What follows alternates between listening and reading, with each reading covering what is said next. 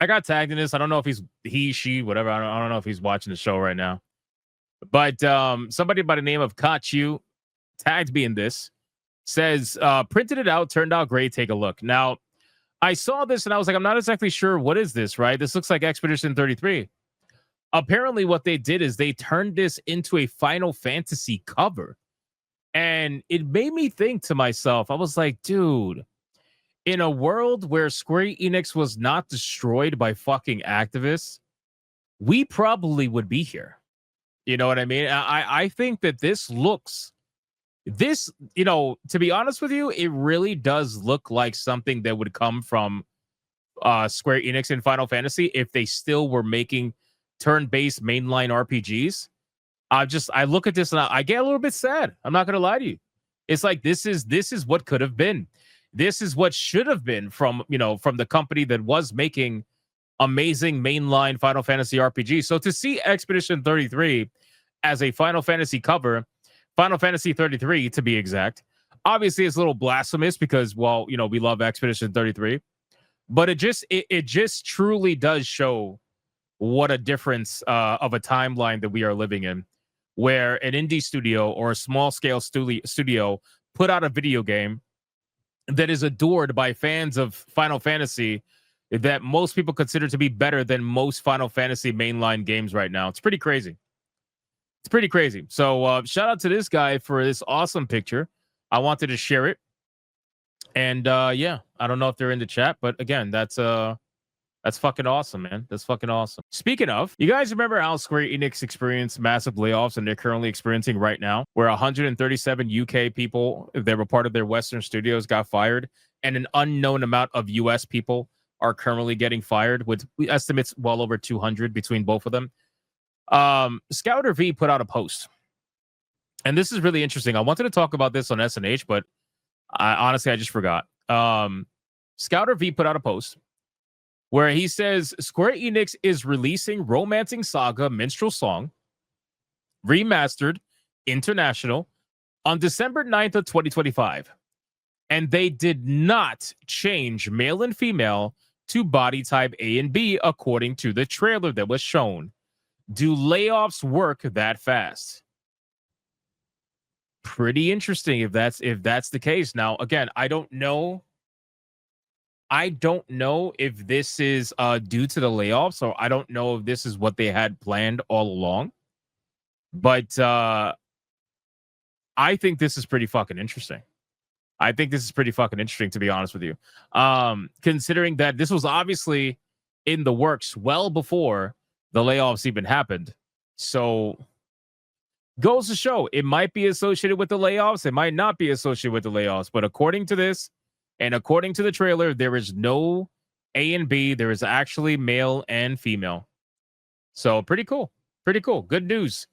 Good news for people who were interested in that game. So shout out to Scouter V. Thank you for the notification on that. I appreciate that. Moving on, we got the complete opposite of that, which is, certain people melting down over on X about this. Pirate Nation says the following: narrative designer from Square Enix, previously on Life is Strange, is terminated and part of an organization called Limit Break Mentorship, lobbying agency for marginalized people in video games industry, intending to replace white men. If you look at this picture from Pirate Nation, it says the following. From Rian Murphy, she says over on Blue Sky, it looks like, unfortunately found out that I'm impacted by the latest Square Enix layoffs while I'm on my honeymoon. Gotta be honest, folks. I don't know what to do right now, so I'm just going to think about things for the foreseeable future. Square Enix was my dream company, and now I am shattered. If you look over to the right, Limit Break Mentorship, it says the following. The largest mentorship program for marginalized people working in the UK games industry. So this is one of the people that got fired from the UK offices. It says people in leadership or senior roles are mostly cis hetero white men, as most underrepresented people tend to burn out and leave the industry before they are given the chance. This is why Limit Break was founded. Our goal is to facilitate connections and provide structure for the ever young workforce to those with experience. We want our participants to grow and have the chance to advance their careers and keep the games industry rich with diverse talent and passion. The UK Games Industry Census 2022, conducted by the UKIE, showed that 67% of people working in the games industry are male, compared to 30% and 3% non binary workers. You know, it's so funny. If this is to be taken at face value, and you know, a lot of these like surveys and statistics are very skewed in whatever favor they want, okay? But if we were to take this at face value and we were to say, okay, let's say almost 70% of the people working in the games industry are male. If that is true, then why do they continue to push the bullshit narrative that we all know is bullshit about the games, the game customer base, right? People who buy video games are 50-50 male and women, like men and women. 70% of the people who work in the industry actually making this stuff are male, but 50-50 are playing the games. It just seems kind of odd to me, right? Because we all know that the majority of the females playing the games right now are usually playing on mobile. If you take away mobile, the numbers jump close to what the games industry actually is, which is 70-30, 80-20, around there. So I find those numbers to be very interesting. But anyway, 3% non-binary workers. Listen, those 3% non-binary are female workers. All right. I just want to be very clear. Like almost none of them are male non-binaries. They are female non-binary workers that want to be special, plain and simple.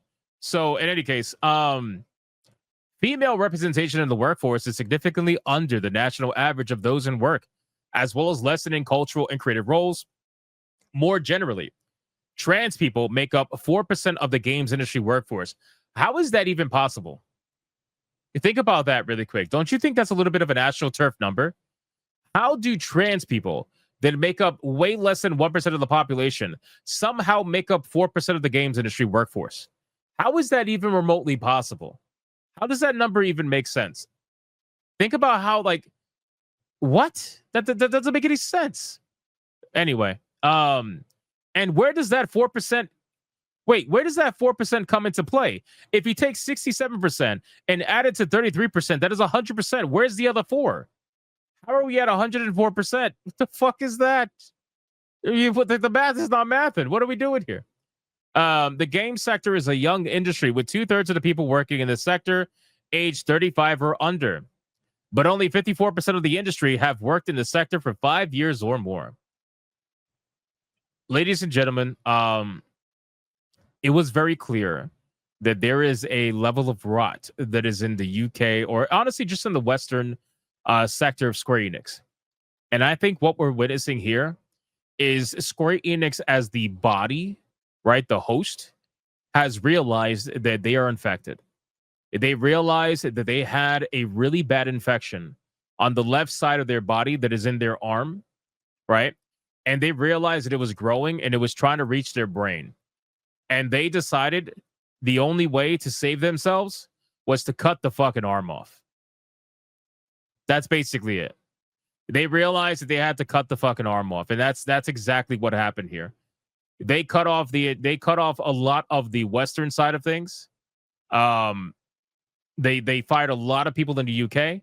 They fired a lot of people in the US.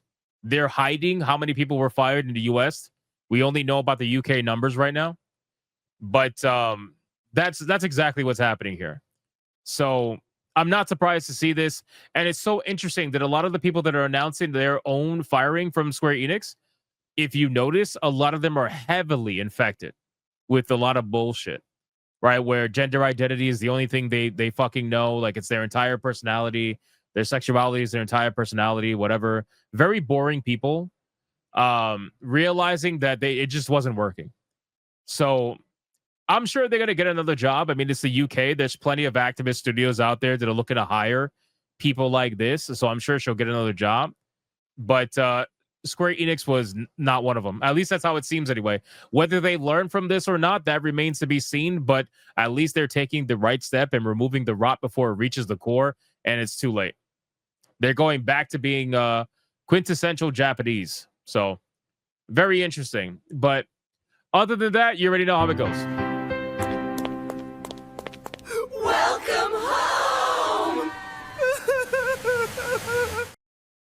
Kurakami says, I mean, we really need some proof, man. The ethics department is still there, isn't it? Maybe. Maybe. Again, I want you to understand, just because they got fired doesn't mean the company gets saved. This is why I'm informing people, hey, it seems as if a lot of the people that have been getting fired have some sort of activist mental illness, but they could very well still be there. There could be people that are still there that maybe they are a little bit less subtle or more subtle about it, not less. Um, we don't know. Things like this take time, and we have to see the effects of this, whether it actually goes in our favor or not. Now, obviously, we just talked about the video game that has male and female instead of having A and B. That's progress, right? Considering that a lot of Square Enix remasters end up, removing male and female and turning it into an A and B. So I don't know if that has to do with any of the firings, but if things continue to go in that direction, I think that's at least a start. You know, that's at least a start. But we're gonna have to wait like another year or two and start looking at projects that are coming out and seeing exactly what's going on. So we'll see. Especially Final Fantasy 14, man. I'm very curious to see what the next expansion is going to be like, because whatever the fuck Dawn Trail is, bro, they need to set that shit on fire and pretend like it never happened. But in any case, that's basically it for Square Enix.